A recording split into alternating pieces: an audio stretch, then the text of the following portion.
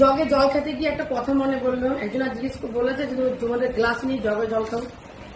আমরা না কি বলতো, গ্লাস থাকলেও না গ্লাস জল খেতে পারি না, খেয়ে অভ্যাস হয়ে গেছে বোতলে, মানে এরকম বোতলে জগে গ্লাসে জল খেয়ে নিয়ে তৃপ্তি হয় না।